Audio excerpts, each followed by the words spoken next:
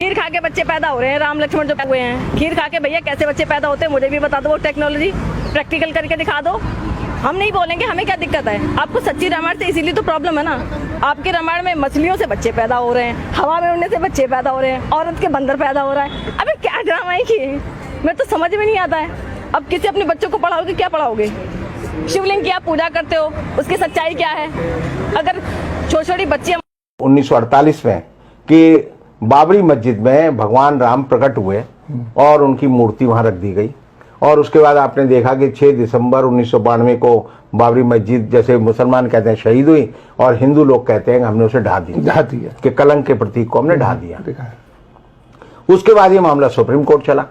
अब supreme court में चला तो सुप्रीम कोर्ट का एक बड़ा विचित्र फैसला है, जो मैं तो यानी मैं कानून पढ़ता हूँ, अकल की बात सोचता हूँ, और कई बार मैं सत्य अन्वेषण करने की कोशिश करता हूँ। तो उस फैसले में 3 बातें बड़ी विचित्र लिखी गई कि पहली बात तो मूर्तियां वहां जबरदस्ती रखी गई, दूसरी ये कि मस्जिद को ढहाना जो एक आपराधिक कृत्य था, तीसरा ये है कि जो मस्जिद थी उसके नीचे कोई मंदिर नहीं था, और चौथी बात यह है कि जिन लोगों ने मस्जिद ढहाई उनको सजा मिलनी चाहिए।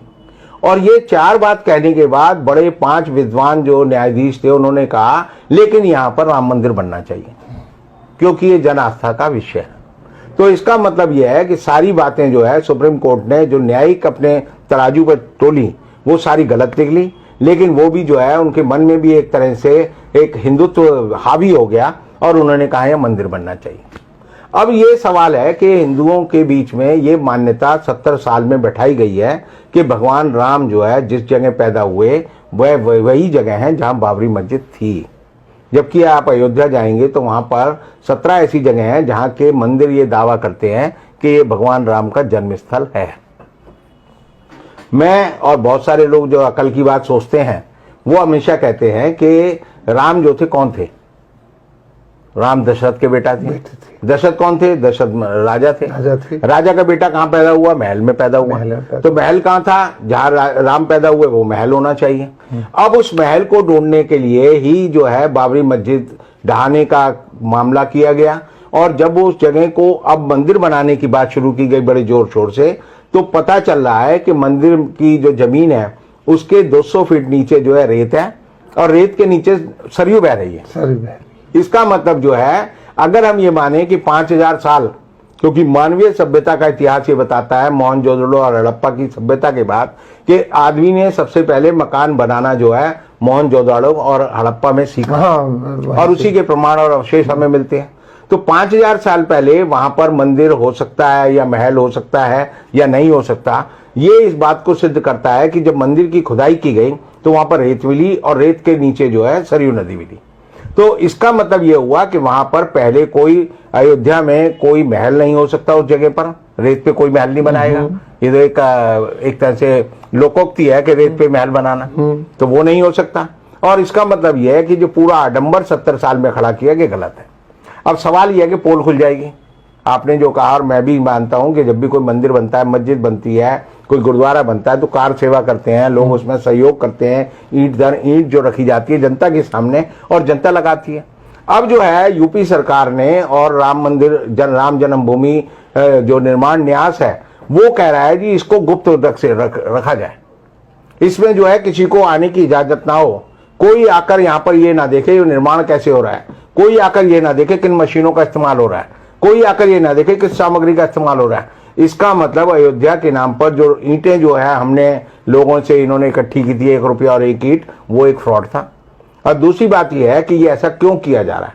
ऐसा ये किया जा रहा है कि जब 5 अगस्त को मोदी जी ने वहां पर आधारशिला रखी, शिलान्यास किया, भूमि पूजन किया, तो उसके बाद 7 महीने में वहां पर 12 खंबे खड़े किए गए, और वो खंबे जब खड़े किए गए तो जैसे ही वो खड़े किए जाते थे तो वजन से वो जो है टेढ़े हो जाते थे, और जब वो टेढ़े हो गए तो ये बात हुई कि भाई ये ऐसा ये किया जा रहा है कि जब 5 अगस्त को मोदी जी ने वहां पर आधारशिला रखी, शिलान्यास किया, भूमि पूजन किया, तो उसके बाद 7 महीने में वहां पर 12 खंबे खड़े किए गए, और वो खंबे जब खड़े किए गए तो जैसे ही वो खड़े किए जाते थे तो वजन से वो जो है टेढ़े हो जाते थे, और जब वो टेढ़े हो गए तो ये बात हुई कि भाई ये खड़े क्यों नहीं हो रहे। तो जब खुदाई की गई तो भूगर्भ वैज्ञानिक जिसे हम बोलते हैं उन्होंने बताया कि भाई नीचे तो जो है रेत है और रेत के नीचे सरयू नदी बह रही है। तो इसका एक प्रमाण ये है कि वहां पर कोई महल नहीं था, वहां पर कोई मंदिर नहीं था, वहां पर कोई स्थायी ढांचा नहीं था, और इस बात को छिपाने के लिए ये अब कह रहे हैं कि हम इसकी सारी बाउंड्री करेंगे और ऐसे बनाएंगे जैसे यहां पर परमाणु बम बन रहा हो, कोई राम मंदिर ना बन रहा हो, क्योंकि बड़ी गुप्त रखने वाली बात है। अब ये गुप्त रखने वाली बात जो है भाजपा के गले में और ये जो हिंदू महासभा है उसके गले में और ये जो ट्रस्ट के लोग हैं इनके गले में और आरएसएस के गले में एक पत्थर की तरह लटक गई है कि हम जो है किसी को घुसने नहीं देंगे, बताएंगे नहीं, क्योंकि अब ये जो है हिंदुस्तान के वैज्ञानिकों से और हिंदुस्तान की निर्माण कंपनियों की जगह जो है विदेशी कंपनियों का सहयोग लेकर एक ऐसा मंदिर बनाएंगे जो कि नदी पे बहता हुआ मंदिर हो या नदी की बालू पे बना हुआ मंदिर हो, और इसलिए उसको छिपाने के लिए कि ये जो है राम के नाम पे तो पत्थर तैर जाते थे। हमारे उसमें रामायण में लिखा है, रामचरितमानस में लिखा है, पत्थर पे लिख दो राम तो वो तैरता है। और ये जो है राम के लिए मंदिर के लिए जो खंबा डालते हैं वो हिल जाता है। तो इसका मतलब ये जो है राम और जिसे हम कहते हैं विश्राम, दोनों में जो है एक तरह का द्वंद्व है और ये उसको छिपाने की कोशिश कर रहे हैं। और सबसे बड़ी बात यह है कि ये सिद्ध करता है कि हमारी सुप्रीम कोर्ट ने जो फैसला राम जन्मभूमि मंदिर पे दिया है वो झूठा था, बेकार था और बेईमानी का था। बहुत बहुत शुक्रिया आपका कि आपने एक